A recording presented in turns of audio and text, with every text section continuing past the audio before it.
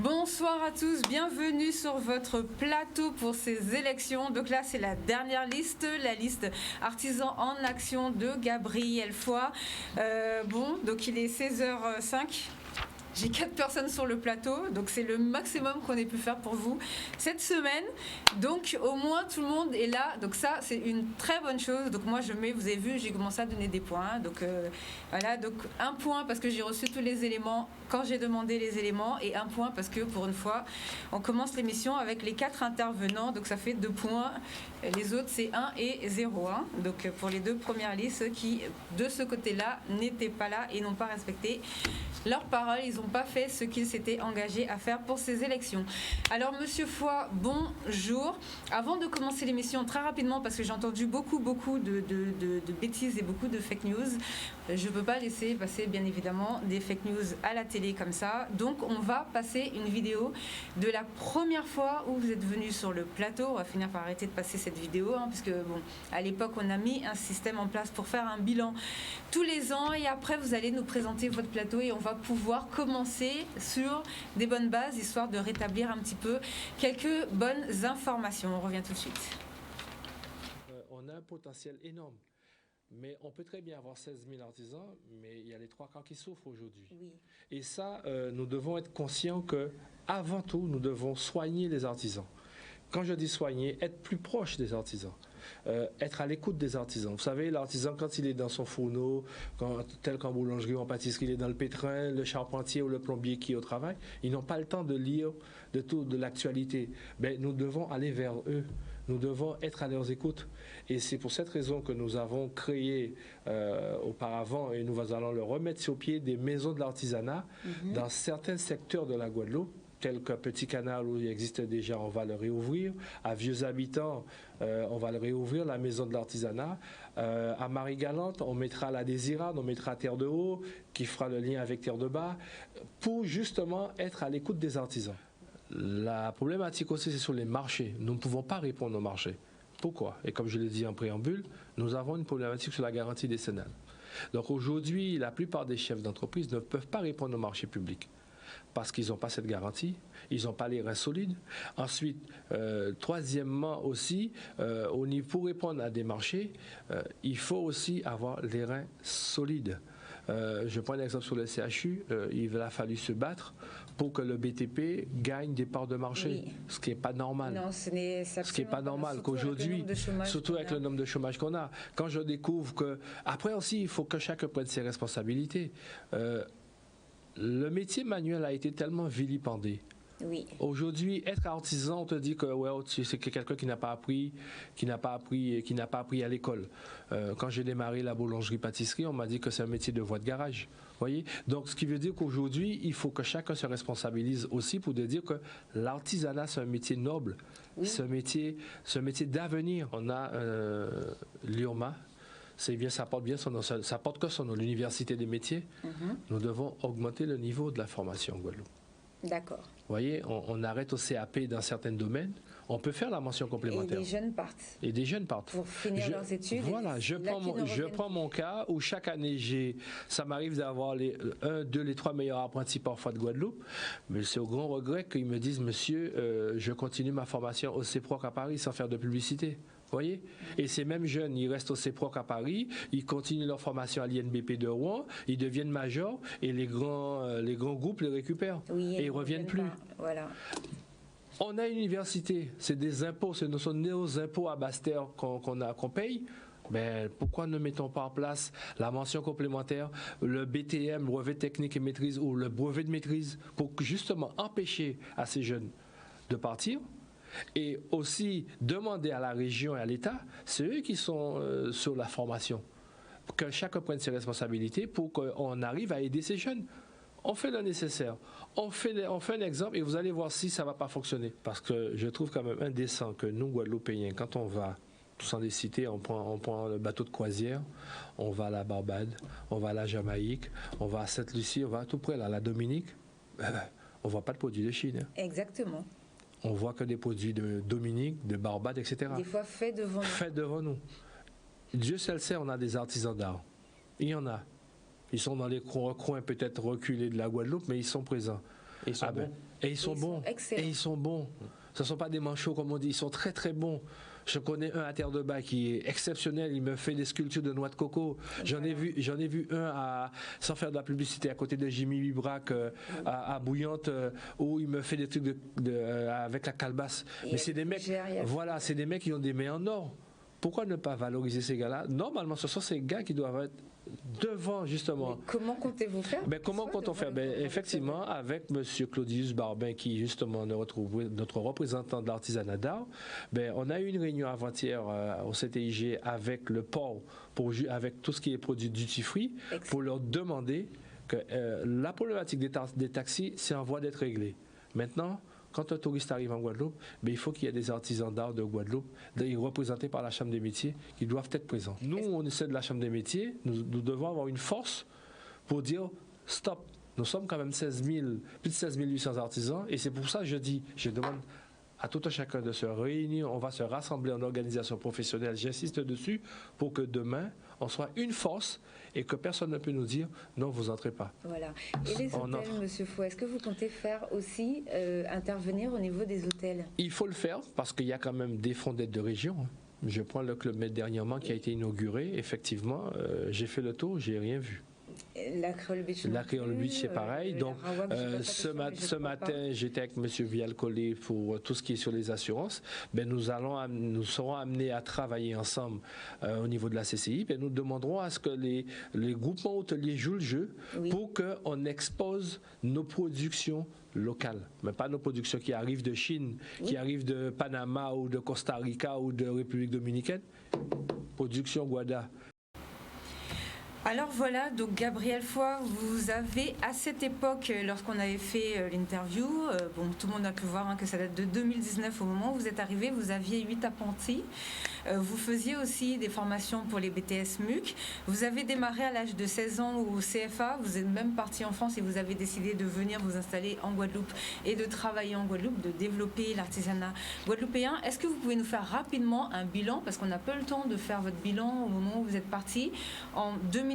Est-ce que vous pouvez nous faire un bilan? Vous aviez beaucoup de projets. Vous avez mis, franchement, on dit un président, on voit quand il fait les choses dans les 100 premiers jours. Franchement, en 50 jours, vous avez mis beaucoup de choses en place. Est-ce que vous pouvez nous faire le bilan et ce qu'il vous reste à faire selon vous? Merci Sabine. Bonsoir aux téléspectateurs de Canal 10 et bonsoir les artisans de Guadeloupe et de ses îles. Et je salue mes confrères, mes colissiers qui sont sur le plateau avec moi. Effectivement, en 2 minutes, mon ami Dominique aime bien dire oui, il me faut 10 minutes, mais bon, en 2 minutes, on va synthétiser. Ils vont parler tout à l'heure. Effectivement, donc en 2 minutes. Ce qu'il faut savoir, c'est qu'on n'a pas chômé. L'équipe qui m'a accompagné, les 8-9 élus qui m'ont accompagné dans cette aventure, on n'a pas chômé parce que quand on est arrivé, tout de suite, on a été sur le terrain pour comprendre ce qui se passait au niveau des artisans. On a visité 250 entreprises. Des communes excentrées de la Guadeloupe, en passant par Petit Canal, Anse-Bertrand, on a fait la Basse-Terre, on a fait Bouillante, on a fait Pétoin, on a fait les îles. Donc, on a beaucoup visité et le même constat était que les artisans souffraient de manque de communication, manque d'accompagnement, manque de structuration et surtout, beaucoup d'artisans n'étaient pas à l'ère du numérique ou même de la digitalisation. Donc, on a fait ce travail, on a été. Ensuite, on a, pendant la période de crise, parce qu'on était en crise, il ne faut pas oublier qu'en 2020, on était en pleine crise Covid, personne ne savait ce que c'était, donc il fallait s'adapter. Mais on s'est adapté.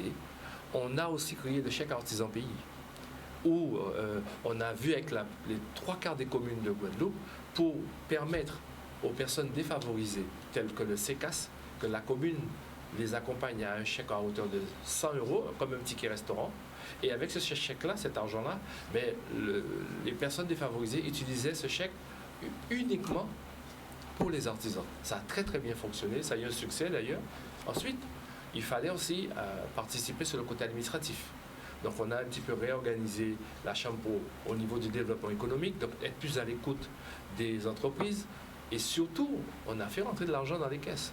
Et que je peux vous dire qu'à ce jour, la Chambre des métiers, sur le budget 2020, est excédentaire de 308 831 €. Le budget 2021 a été aussi validé. D'accord ? Le budget 2021 qui est à hauteur de plus de 7 millions d'euros. Donc, le travail a été fait. Ensuite, la région nous a très très bien accompagnés. Je félicite le président de région aujourd'hui parce que dès notre arrivée où on avait été avec Mike, M. Étienne, M. Opé, toutes ces personnes qui nous ont accompagnés à la région nous devait près de 3,3 millions. La région nous a accordé 2,2 millions. Donc, on a fait rentrer l'argent dans les caisses pour nous permettre d'avoir un équilibre. Et les 1,1 million qu'on n'a pas reçu de la région, c'est tout simplement parce qu'avant notre arrivée, il y a une équipe qui était en place et qui avait envoyé à la région un fichier où c'était prévu 800 apprentis. Et à ce jour, à notre arrivée, on n'a jamais vu ces apprentis. On les a cherchés dans toutes les portes. On a ouvert toutes les portes de la Chambre des métiers pour trouver ces 800. On ne les a pas trouvés. Donc c'est pour cette raison que la région nous avait enlevé les 1,1 million. Donc on s'est retrouvé avec 2,2 millions. Pareil pour le loyer. Quand on est arrivé, on avait une dette de 1,5 million d'arriérés de loyer. Pareil, on a mis un moratoire en place avec le trésorier payeur, parce que sans ça, on n'aurait pas pu bénéficier des subventions de la région. Ensuite, il fallait baisser le loyer. Le loyer était à 500 000 € par année. La région, à mon départ, pareil, nous avait validé le loyer à 250 000 €. Ce qui veut dire qu'il y a un travail qui a été fait et tout. Malheureusement, on ne va pas revenir sur le passé, mais c'est vrai qu'on a fait, et je remercie ici ce soir les colistiers qui m'ont accompagné, Mme Doudou Diez, M. Barbin, M. Wodef, il faut les nommer parce que ce sont des personnes qui sont un petit peu parties à la retraite aujourd'hui. J'ai conservé les plus jeunes avec Mike, Karine et les autres, mais c'est vrai que je les remercie ces personnes-là parce qu'ils nous ont permis d'avancer, même si nous savions très bien que c'était compliqué. Pourquoi? Parce que, comme je l'ai toujours dit, quand j'ai été élu président, on avait révoqué le président, l'ancien président, M. Vainqueur, mais on n'avait pas révoqué le bureau. Et même si on peut être le plus beau, le meilleur, le plus fort, j'ai toujours essayé de rassembler, mais quand vous savez en face que vous avez des gens qui ne veulent rien entendre, parce qu'ils ont toujours estimé que j'étais pas président parce que j'avais pas été élu par mes pairs, mais c'est une démocratie. J'ai été élu normalement. Ce qui fait que ils n'ont jamais reconnu cela et c'est pour cette raison qu'ils n'ont jamais voulu travailler. Et qu'aujourd'hui qu'ils viennent aux élections, je suis quand même surpris. Mais bon, c'est la démocratie et c'est seul l'avenir le dire. Moi, franchement, moi je dis clairement déjà, il y a beaucoup de gens me reprochent d'avoir fait venir des gens qui étaient là depuis 15 ans. Donc ce n'est pas de ma faute. Moi, je donne la parole à tout le monde. Donc oui. Donc après, à vous de ne pas voter pour les gens que vous ne voulez plus voir. Moi, je ne peux rien faire je tiens à signaler que c'est la première fois que Gabriel Faure vient dans une élection en tant que tête de liste. C'est juste la première fois. Et je remercie les hommes et les femmes qui m'accompagnent, parce que ce sont des hommes et des femmes de valeur qui nous accompagnent dans cette belle campagne, parce qu'on veut vraiment changer la donne et vraiment mettre la Chambre au cœur des métiers de l'artisanat de Guadeloupe. Alors, est-ce que vous pouvez nous présenter votre plateau qui est là avec vous ce soir? Effectivement, donc à ma droite, c'est Mike Guillaume, qui est dans le BTP, qui est dans l'imprimerie. Ensuite, à l'extrémité, vous avez M. Dominique Virasamy qui n'est plus à présenter, qui fait aussi président du SNEC. Donc, vous voyez, nous nous sommes entourés de personnes quand même compétentes pour surtout répondre aux besoins des artisans. Et le confrère Jacques Zozo qui est aussi dans l'alimentation de la boulangerie-pâtisserie. Alors, vous nous avez envoyé votre programme, hein, donc ça fait du bien quand les gens envoient tout simplement leur programme, comme ça on peut lire, on peut regarder. Donc nous, il va s'afficher. Quels sont les grands axes que vous avez mis en place? Alors, tout d'abord, effectivement, nous avons, je dirais surtout mettre en avant la formation. Mais avant de mettre la formation, il faut surtout travailler pour les artisans. Dans le plan de relance que nous avions déposé à la région en 2020, nous avons été les premiers à déposer notre plan de relance à la région 2020. Et dans ce plan de relance, ce qui est très important, il y a la proximité. La proximité vers les artisans, pour justement mieux comprendre la problématique des artisans. Il y a des fonds qui seront alloués pour les artisans pour leur permettre de se développer, pour leur permettre de se réorganiser, de se structurer. Et avec ce plan de relance, les artisans seront mieux accompagnés. Un artisan qui est mieux dans sa peau, qui est mieux dans sa tête, qui est très bien organisé, tout naturellement prendra un jeune en formation. Donc, la formation aussi, c'est vrai que c'est notre dada, entre guillemets, parce que c'est quand même pas normal que nous avons 16 438 artisans et qu'aujourd'hui, nous n'avions que 375, voire 400 jeunes dans un CFA. C'est quand même pas normal. Donc, La raison pour laquelle nous mettons notre point d'ordre au niveau de la formation, c'est parce qu'aujourd'hui, nous devons intéresser nos jeunes à voir différemment l'artisanat et l'artisan. Arrêtons de penser que l'artisan et l'artisanat, surtout l'artisan, c'est un métier de voie de garage. Ce n'est pas vrai. Et donc, avec la formation, c'est mettre en place des référents qui ont réussi pour montrer aux jeunes notre savoir-faire. Et nous en avons dans ce pays. Nous en avons beaucoup. Justement, par rapport au CFA, alors, parce qu'on entend beaucoup de choses, donc moi, je ne vais pas rentrer dedans sur tout ça, mais je vais juste vous poser une question. Est-ce que le problème, c'est pas plus au niveau de la chambre? Ça veut dire que, parce qu'au niveau du CFA, ils font les cours pour les jeunes. Est-ce que le problème, c'est pas que nos artisans ne prennent pas suffisamment, justement, ces jeunes-là dans leurs entreprises, non? Alors, c'est vrai que on peut penser que c'est les artisans. Mais le problème est plus complexe que ça. D'accord. L'artisan, comme je le dis, il est au four et au moulin. Il n'a pas forcément le temps d'être maître d'apprentissage, de former un jeune. Parce qu'il est au taquet. Donc nous devons en fait expliquer à l'artisan les bienfaits de l'apprentissage. D'accord. Donc ça, c'est quelque chose d'ancien en fait. Voilà. Donc l'artisan qui verra un jeune, il verra un jeune venir vers lui, serait intéressé, ben c'est bénéfique. Pourquoi? Parce que aujourd'hui, l'État accompagne énormément les chefs d'entreprise pour prendre un jeune. L'État paye la première année. Nous allons, à notre arrivée, demander à la région de prendre ne serait-ce qu'entre 40 à 50% sur la deuxième année. La région peut le faire. Ah, pourquoi? Parce que la région est quand même le premier organe pour former nos jeunes Guadeloupéens.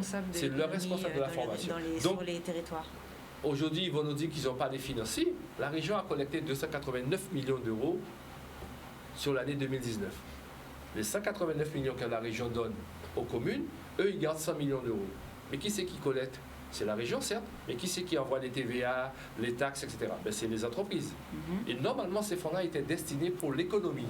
Donc, si la région joue le jeu, il doit jouer le jeu, ces 20 millions d'euros permettront à accompagner les entreprises qui vont prendre un jeune. Et comme ça, l'entreprise paiera que peut-être 50 à 60% de la deuxième année. Je prends un pari là ce soir. Si la région entre dans la danse, ce problème est réglé et on arrive à effectivement remplir ce CFA. On a 16 000 artisans. Donc, c'est quand même pas normal qu'on n'arrive pas à former nos jeunes, nos enfants de Guadeloupe. Et puis, ce sera intéressant pour la région, ça évite le chômage. Effectivement. Alors, est-ce que, parce que je vois que votre mousse est tombée, peut-être si vous pouvez nous expliquer pour l'accompagnement financier, peut-être? Tout à fait. Donc, je passe la parole à Mike Guillaume pour... alors, je pense que ce sera pour l'accompagnement financier ou le numérique. Ah ben, c'est comme il veut.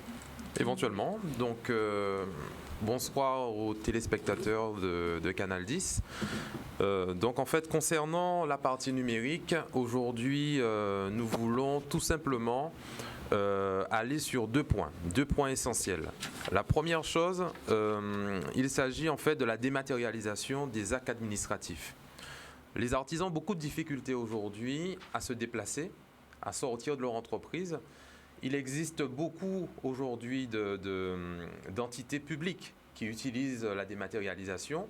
Donc nous trouvons aujourd'hui qu'il est nécessaire, plus que nécessaire, à ce que nous arrivions à vraiment dématérialiser tous les actes et qu'un extrait, par exemple, d'inscription, par exemple une inscription à une formation, tout un ensemble de choses, puisse justement se faire en ligne. Ça, c'est vraiment un point d'honneur en fait sur lequel nous aimerions en tout cas nous pencher. Et puis, en termes de digitalisation et de dématérialisation, nous allons mettre en place également, sur le deuxième point, une plateforme qui permet justement... Alors ça, vous en aviez parlé, voilà. Quand vous êtes d'ailleurs, je crois, je ne sais pas si c'est passé dans la vidéo ou peut-être pas, puisque j'ai coupé beaucoup de passages, j'ai gardé que l'essentiel pour rétablir un petit peu quelques vérités. Ouais. Et à la plateforme Zobré, c'est ce que vous vouliez faire en gros? On va dire que Zobré, c'est une ébauche. C'est une ébauche, puisque nous voulons aller beaucoup plus loin. Aujourd'hui, il est tout à fait concevable que quelqu'un qui cherche un artisan ne puisse pas trouver cet artisan-là, d'une part, et que l'artisan, lui, qui cherche des clients, ne puisse pas, pour X raisons, avoir un site internet, et que derrière, l'un cherche et ne trouve pas, et l'autre, pareil, de la même manière, se retrouve dans la même situation. Donc à développer au maximum, quoi. Donc aujourd'hui, nous souhaitons mettre donc en fait une plateforme hein, tout simplement, qui permettrait donc à toute la population, à partir du moment où il chercherait donc un artisan, qu'il soit en capacité de le trouver sur le site officiel de la Chambre de métier de l'artisanat. Ah, donc vous voulez améliorer le site de la Chambre. On veut créer une plateforme. Aujourd'hui, c'est vraiment une plateforme. Lorsque je dis plateforme, il ne s'agit pas tout simplement d'un site internet où on va trouver des informations. Il s'agit vraiment d'une plateforme interactive. C'est-à-dire vraiment une plateforme sur laquelle l'artisan pourrait avoir son site internet, donc pourrait mettre en avant son activité.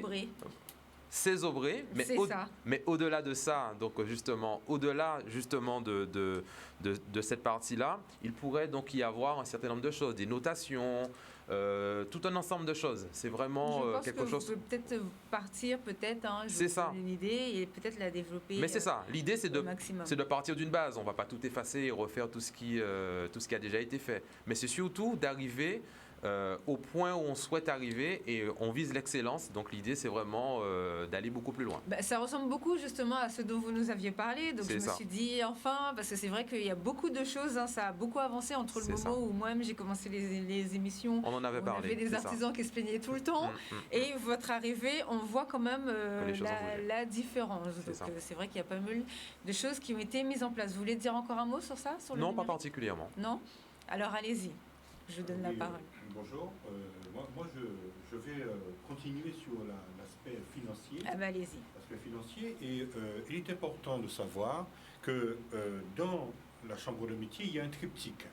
D'un côté, il y a la chambre de métier. À l'autre extrémité, il y a l'entreprise artisanale. Et au milieu, il y a le chef d'entreprise, qui est en interface avec les deux. Et si la chambre de métier n'est pas en bonne forme, l'entreprise ne peut pas fonctionner correctement. Si l'entreprise n'est pas soignée, le chef d'entreprise ne peut pas générer de bénéfices pour jouer son rôle d'inversion de la courbe du chômage, parce que c'est aussi sa mission. Oui, parce que là, c'était pas ça, hein, c'est catastrophique. Et donc, dans cet aspect-là, il est important que lorsque le jeune chef d'entreprise arrive à la Chambre, qu'il puisse connaître à fond dans quel statut qu'il veut être. Parce que quand on regarde ceux qui arrivent, ils vous disent, écoutez, je vais ouvrir une entreprise dans l'auto-entrepreneuriat. Mais comme ce matin, j'ai eu à convaincre un jeune, puisque le volume de travail qu'il aura va lui permettre de dépasser, même si la loi Pinel a évolué jusqu'à 70 000 euros de chiffre d'affaires, mais je sens qu'en vitesse de croisière, il va dépasser ces 70 000 euros. Et donc, je l'ai plutôt orienté vers une SAS, une société par action simplifiée. C'est bien ça. Et donc, c'est notre rôle d'apporter à cette jeunesse les éléments nécessaires pour qu'il puisse concevoir le statut dans lequel il sera le plus à l'aise. Et avoir la bonne immatriculation dès le départ. Tout à fait. Parce que, deuxième chose, avant d'arriver sur l'aspect financier, deuxième chose, c'est qu'on n'apprend pas, même si on apprend aux jeunes à faire un budget, à faire une formation en gestion, mais on oublie de lui expliquer l'aspect cotisation sociale. Dans la cotisation sociale, vous avez, parce que c'est mon domaine, puisque j'excelle contre les dysfonctionnements du RSI depuis bientôt plus de 7 ans, et donc c'est un domaine que je connais. Et je me suis aperçu, au-delà de mes enquêtes, que beaucoup de chefs d'entreprise payent les cotisations sociales, mais en fait, ils ne savent pas ce qu'ils payent. Il y a comment dirais-je, la part patronale pour l'entreprise d'une part, mais ceux qui payent le RSI, il y a la retraite, la complémentaire retraite, les indemnités journalières, les congés maladie, grossesse pour les femmes, puisque il faut savoir c'est notre combat qui a permis aux femmes artisans aujourd'hui de bénéficier d'apport financier lorsqu'elles vont accoucher. Avant, ça n'existait pas. Ben, merci. Et donc, il y a tous ces aspects-là. Et donc, ce sera notre rôle d'expliquer aux jeunes que quand vous allez ouvrir votre entreprise, vous aurez la partie fiscale à payer, mais vous avez la partie sociale. C'est la raison pour laquelle je me suis attaché depuis ces années à d'entretenir d'excellents rapports avec nos institutions, même si joli combat en national, mais pas en local, parce que eux, ce sont les administratifs qui sont là pour faire respecter les règles qu'ils reçoivent. Oui. Donc, ils ne peuvent pas. Et c'est dans ce cadre-là que je salue la bonne entente que j'ai avec Mme Catherine Desgeron, qui est directrice générale de l'URSSAF, Monsieur Véron, qui est directeur général de la Sécurité sociale. Je les ai appelés en plus aujourd'hui pour vérifier les informations. Et vous avez quelqu'un qui est dans l'ombre, mais qui fait un travail extrêmement compétent. C'est Monsieur Doctrové Jean-Qui, président de la Sécurité sociale, et son premier adjoint, son premier vice-président, Monsieur Montfort, et la région et le département. Donc c'est important autour de Gabriel, qu'il y ait quelqu'un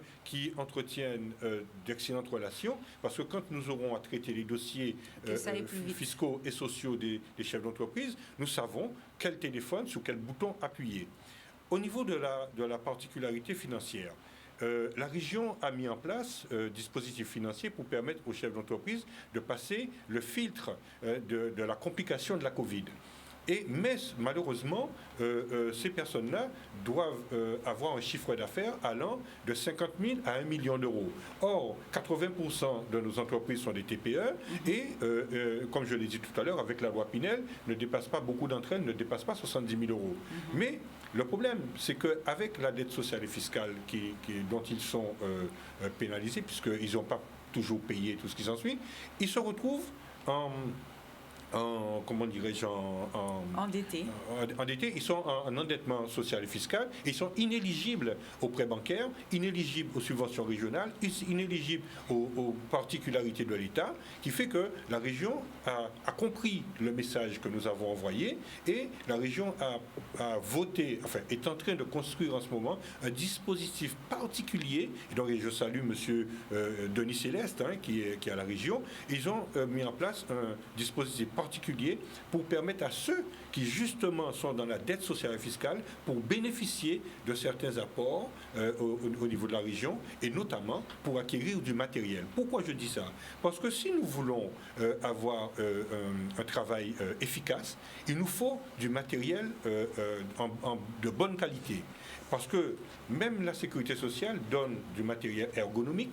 Vous pourrez acquérir du matériel moins énergivore, du matériel sécurisant, et ce qui permettra au chef d'entreprise de faire du bon travail, ce qui permettra à l'employé de faire du bon travail, mais surtout l'apprenti qui va rentrer dans des conditions optimales pour pouvoir exécuter le travail du patron. Donc, ce qui veut dire qu'aujourd'hui, en interface avec la région, le département et les avantages de l'État, je pense que les ingrédients sont là pour permettre aux chefs d'entreprise nouveaux, mais aussi le chef d'entreprise qui a 20 ans, 30 ans, parce qu'on a beau parler du jeune qui va arriver, mais moi, je considère le chef d'entreprise qui a 15, 20, 30 ans de la même façon, parce que ce chef d'entreprise qui va bientôt partir à la retraite, il va falloir qu'on s'occupe aussi de la situation de la retraite. Et c'est notre mission, avec Gabriel Foy, de l'accompagner dans nos expertises et nos expériences, afin de lui apporter le maximum de nous-mêmes pour que le chef d'entreprise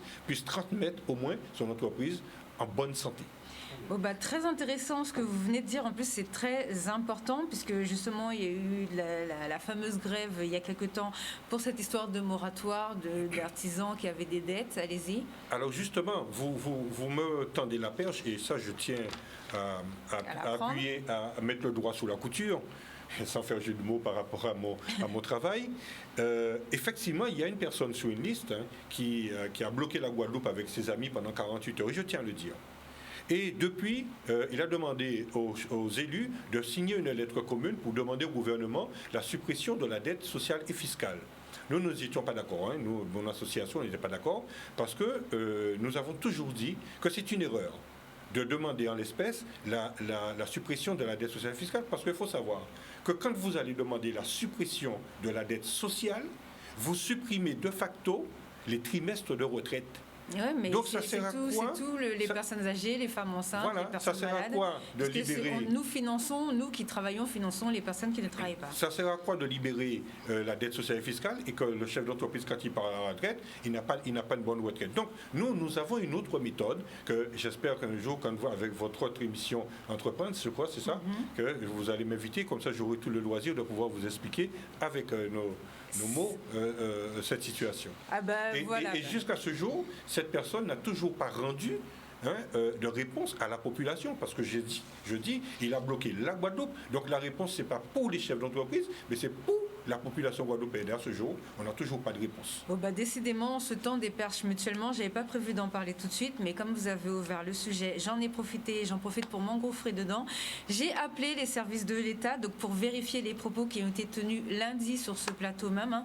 Donc on parle de monsieur Ramassamy. Tout le monde pourra revoir la vidéo qui m'avait expliqué que suite à cette manifestation, beaucoup de choses avaient été mises en place. Moi, j'avais déjà vu M. Gadarcan, d'ailleurs je lui en ai reparlé, qui m'a confirmé que ça ne fonctionnait pas. Donc j'invite tout le monde aussi à revoir cette vidéo. Ça s'est passé lors de l'investiture du président Harry Chalus. Et j'avais déjà eu des artisans qui n'étaient même pas au courant de ce procédé.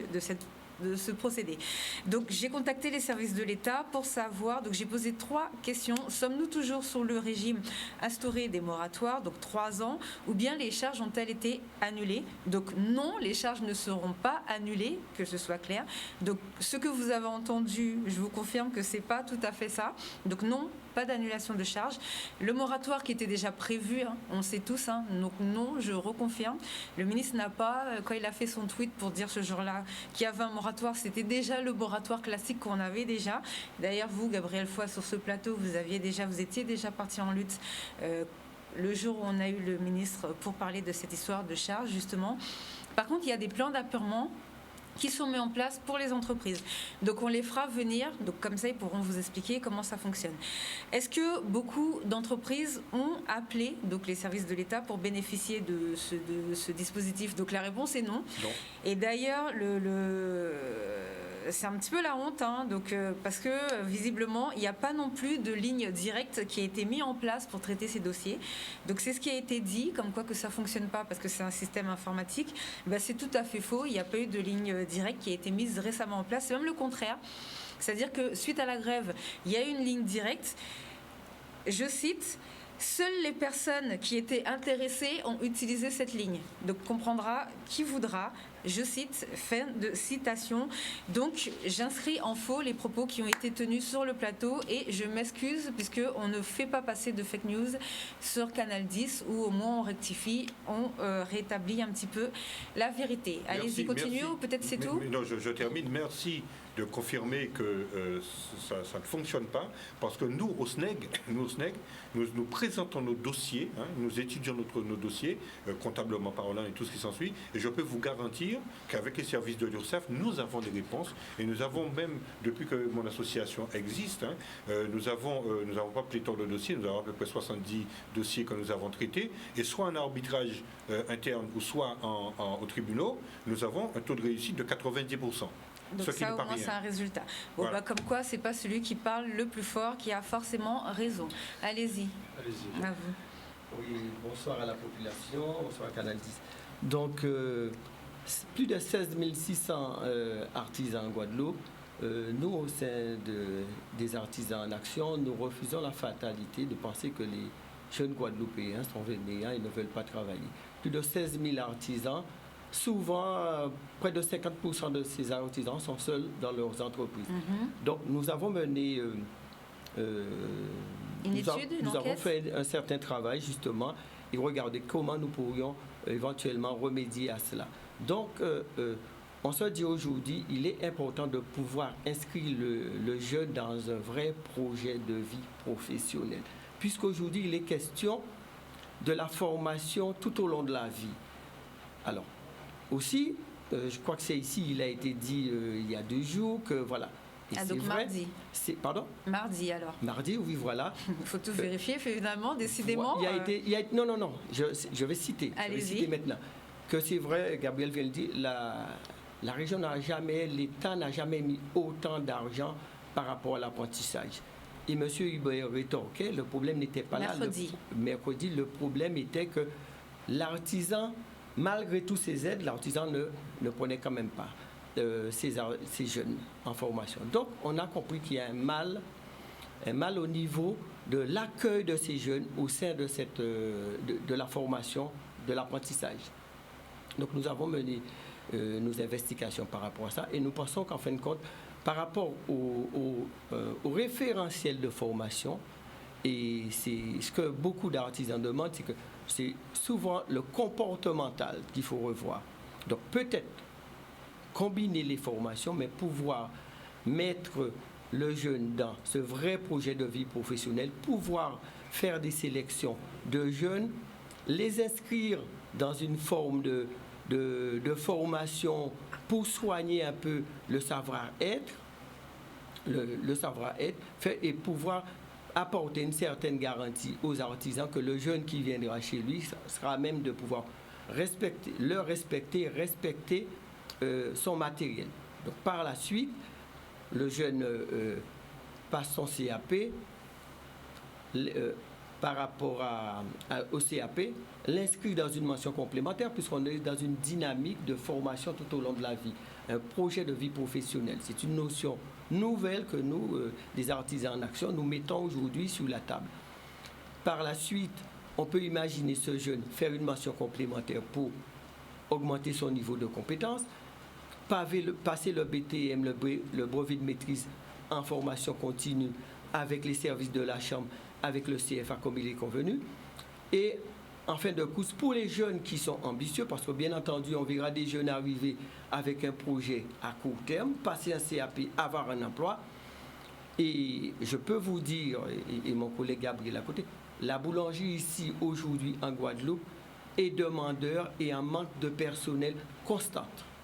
En plus, il y a beaucoup de choses à faire pour la boulangerie. Ne serait-ce que commencer à faire notre propre farine, par exemple. Ça pourrait être un truc à développer, ça. Voilà, on a fait un certain travail par rapport à ça. Et donc, le jeune qui voulait s'arrêter au CAP et travailler, ça serait très bien. Par contre, pour ceux qui sont plus ambitieux et qui voudraient continuer, on leur permettrait de monter en compétence le BTM, le brevet de maîtrise, et pour finir, en tant qu'artisan. Aujourd'hui, il faut savoir que près de 45% des artisans guadeloupéens ont besoin de partir à la retraite. Je peux vous dire, lorsque on prospectait pour l'élection, là, il y a 3-4 jours, j'ai rencontré un collègue très âgé, enfin même deux, on ne va pas citer de nom, et qui ne peuvent pas partir. Pour 2 raisons. Il y a un enfant à côté, mais il me dit, il manque de maturité. Mais vous voyez ici, on avait inscrit ce jeune dans ce projet de vie professionnelle.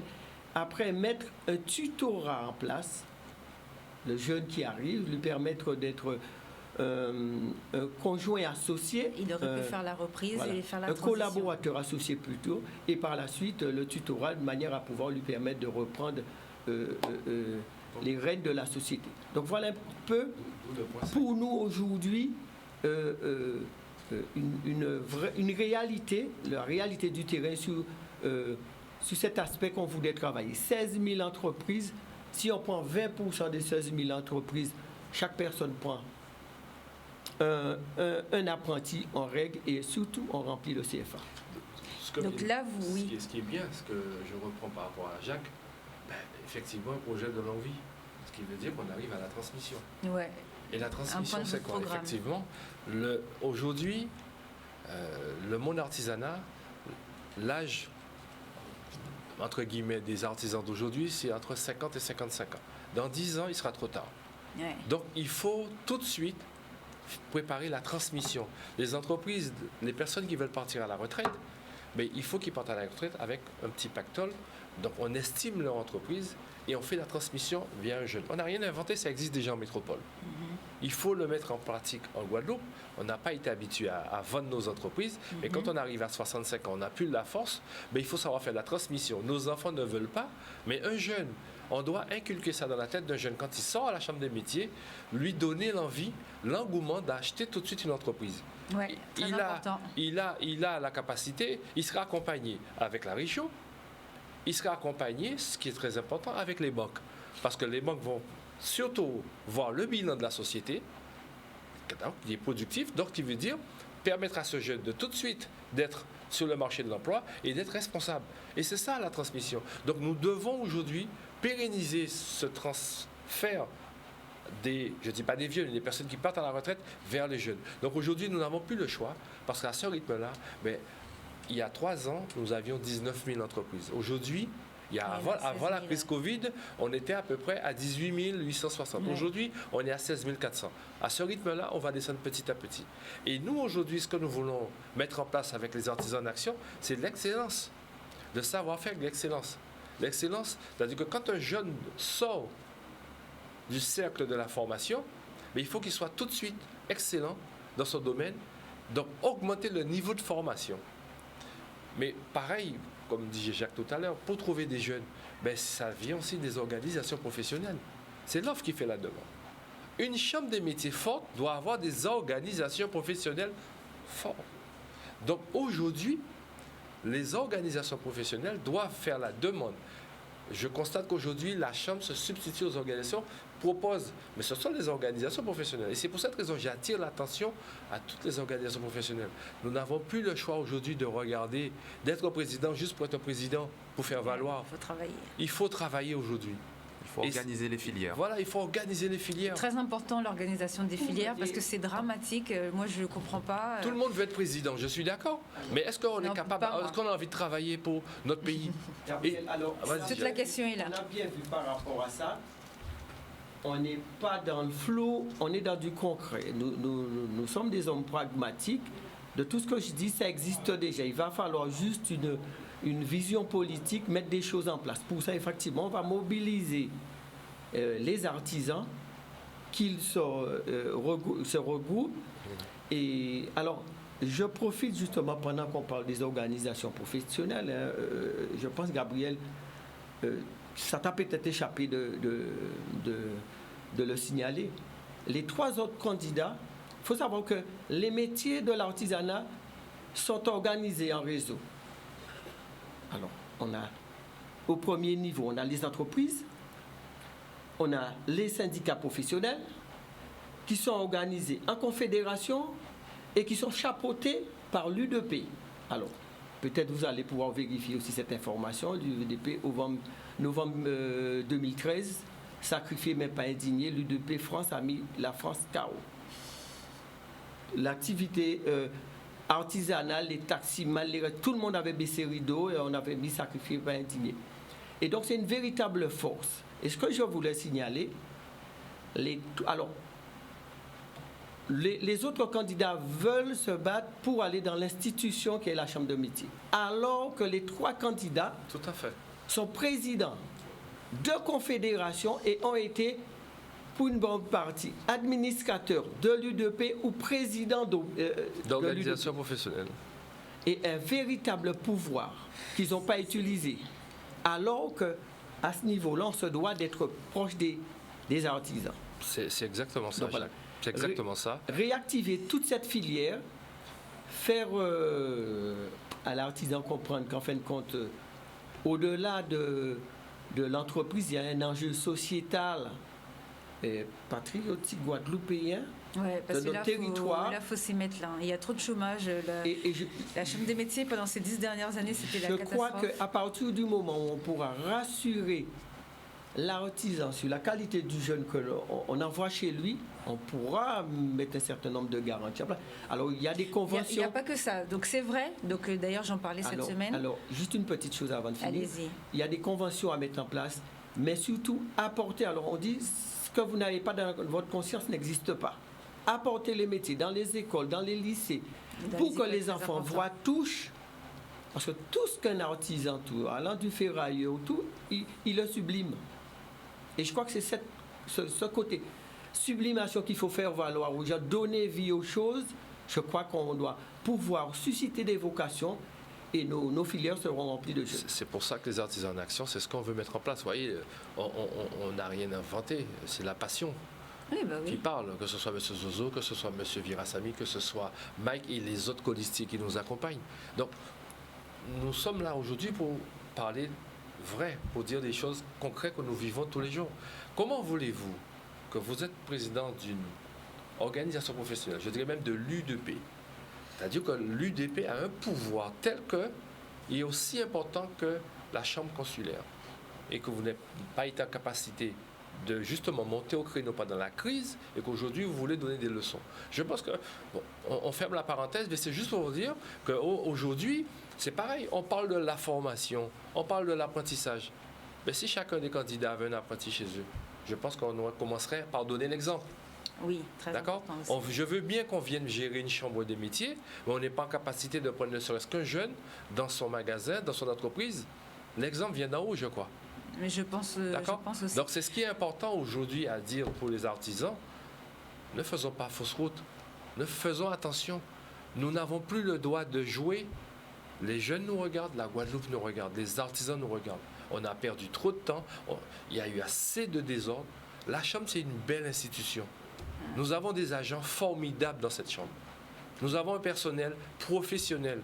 Et je leur tire un coup de chapeau. Pourquoi ? Avoir 5 présidents en 5 années, ça n'a jamais existé dans la France métropolitaine. C'est vraiment la honte. Jamais existé. Donc aujourd'hui, quand j'entends les autres, tous les Guadeloupéens, même ceux qui ne sont pas des artisans. Ah non, mais c'est voilà. Donc aujourd'hui, même ceux qui vivent enfin, c'est la honte pour tout le monde. Mais c'est la honte. Quand je vois les ennemis de hier sont des amis d'aujourd'hui, ils s'embrassent. Attendez, je crois qu'on en a eu assez. Cette chambre a trop souffert pendant les 5 dernières années, et surtout. La Chambre des métiers fonctionne. Là où ça blesse un peu, où il faut revoir, c'est la partie formation. Mais comme je l'ai dit tout à l'heure, nous avons les moyens de résoudre ce problème avec l'accompagnement des politiques pour régler cette problématique. Une fois que cette problématique est réglée de formation, je vous parie que ça ira mieux parce qu'il y a un travail formidable qui a été fait pendant notre mandature, notre courte mandature. Même après, l'équipe qui est en place continue le travail. Donc, continuons dans cette lancée et faisons de la Chambre des métiers le premier pourvoyeur d'emploi de Guadeloupe. Nous en sommes qu'à la 3e place. Nous devons retrouver la première place. Rapidement, 30 secondes parce qu'après j'ai une question. Oui, très rapidement, dans le prolongement de ce que disaient mes collègues, la mission d'artisans en action ne s'arrête pas seulement à la formation ou à l'aspect financier. Nous allons, je l'ai dit tout à l'heure, soigner l'entreprise. Et donc, ça passe notamment par la question du RSI devenu la SSI, qui est une tyrannie pour les chefs d'entreprise. Mais nous avons aussi l'eau, la question de l'eau dans l'entreprise, puisque nous avons à côté de nous 2 boulangers, nous avons d'autres personnes qui utilisent l'eau au quotidien. Quand il n'y a pas d'eau dans l'entreprise, l'entreprise est obligée de fermer son outil de travail. Et pour autant, même s'il libère le personnel, il est obligé de payer l'encours de la journée, alors qu'il n'a pas de bénéfice. Il y a aussi les sargasses. Nous faisons un petit clin d'œil, Gabriel, à notre ami Moïsan de Capester de Marie-Ganotte, ce sont des chefs d'entreprise qui vivent un enfer par rapport aux sargasses. Il va falloir développer une filière sur ça. Voilà. Nous avons aussi le travail dissimulé. Il faudra bien un jour qu'on s'y colle, parce que c'est un véritable drame pour nous, les chefs d'entreprise, alors que nous nous acquittons de nos obligations administratives. Il y a aussi nos amis roulotiers, ceux qui ont des roulottes sur notre Guadeloupe, qui ont un véritable problème. Notamment, on doit régler un problème sur les roulottes de Basse-Terre, parce qu'il y a un problème au niveau du compteur d'EDF. Ils n'ont pas d'eau, ils n'ont pas de sanitaire. Donc là, nous allons nous pencher correctement là-dessus. Et je voudrais terminer par un aspect qui m'intéresse. Dans le BTP, il est important que nous puissions vérifier que les règles édictées par la France et même par l'Europe soient respectées. Imaginez-vous que sur des marchés qui ont été donnés par des Italiens à des Italiens ou des Portugais, il y a ce qu'on appelle la clause Molière. La clause Molière, c'est une clause qui oblige celui qui est sur le territoire d'avoir des ouvriers qui savent comprendre et parler la langue du pays. Ce qui n'est pas le cas. C'est une question de sécurité par rapport aux ordres qui sont donnés pour éviter des accidents. Et il faudra aussi se pencher sur le fait que la cotisation sociale de ces ouvriers sont payés dans leur pays d'origine alors qu'ils travaillent sur un territoire français. Donc il y a tous ces aspects-là qu'il va falloir voir. Effectivement, donc moi j'avais une question, mais très bon dossier, on va faire une émission dessus. J'avais une question, oui, donc il n'y a pas que l'aspect avec les jeunes. C'est vrai que moi, bon, avant, parce que la Chambre des métiers, ça a toujours été une galère, hein, donc même avant, il y a 3 ans, quand j'ai commencé cette émission, c'était déjà la catastrophe, bien avant votre arrivée, on espère. Après, c'est les artisans qui décident, moi je ne peux que leur donner les informations. Mais, donc oui, il y a des artisans qui nous disent qu'il y a un problème, ils ont peur par rapport à la sécurité, comme vous avez dit, donc c'est vrai qu'il faut sécuriser pour le matériel, mais il y a aussi le paiement des aides, c'est-à-dire que beaucoup trop d'artisans ont pris des apprentis. Je me souviens qu'on avait fait une émission spéciale pour les métiers, pour les coiffeurs, et ils n'ont jamais été payés. Et ça, franchement, c'est quelque chose. Et ça, c'est la Chambre. C'est le rôle de la Chambre. Donc, il y avait un problème. Est-ce que vous avez une réponse sur ça? Allez-y. Alors, très bonne question. C'était avant votre arrivée, parce que oui, je sais. J'ai beaucoup tapé du poing sur la table parce que à l'ancien président, on avait, moi à titre personnel, j'avais 41 840 € d'arriérés de frais d'apprentissage que je n'avais pas perçu. C'est pas forcément la Chambre des métiers. La Chambre des métiers transmettait les éléments à la région et c'est la région qui payait. Mais aujourd'hui, c'est terminé. Pourquoi? Parce que maintenant, ce sont les OPCO qui ont pris le relais. Les OPCO EP. Donc, c'est maintenant le chef d'entreprise qui prend un jeune. La Chambre des métiers fait la transmission et c'est toi-même le chef d'entreprise qui fait ta déclaration. Ensuite, tu reçois une partie sur SILAE, tu fais tes éléments, tu rentres tes éléments, tu envoies pour ton expert comptable et tu es payé. Donc, je le fais depuis 2020, ça fonctionne très bien. Il n'y a pas de retard aujourd'hui. Et comme je l'ai dit, on a souvent mis le doigt sur la Chambre des métiers, mais la Chambre des métiers transmettait les éléments à la région et c'était la région qui devait payer les entreprises. Donc, on a bien fait. Donc, je sais que ça a été réglé depuis quelques années, mais je peux vous dire que les 41 000 € que la région me devait au temps du président Lurel, j'ai dû récupérer une partie et j'en ai perdu 12 000 €. Ouais. On a bien fait de poser, le jour où on avait Thomas Courbe, la première question qui était: que faites-vous pour les entreprises qui travaillent avec les collectivités territoriales et qui ne sont pas payées? Donc maintenant, tout ceci aussi, c'est réglé. 30 secondes, parce qu'il y a Chicanos qui arrive. Et vous savez que les Guadeloupéens adorent les Chicanos. Ce qui est très important, je dirais ce soir aux artisans, faites le bon choix, votez pour les artisans en action. Et faites le vote par électronique parce que nous savons très bien que depuis quelques jours, il y a un vrai problème.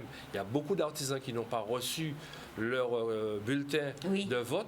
Donc, si vous n'avez pas reçu votre bulletin de vote, très important, appelez, faites le mail élection au pluriel @cmguadeloupe.org pour justement vous demander votre matériel de vote et surtout faites le vote par électronique pour mieux sécuriser parce qu'aujourd'hui nous avons énormément de problèmes sur le terrain.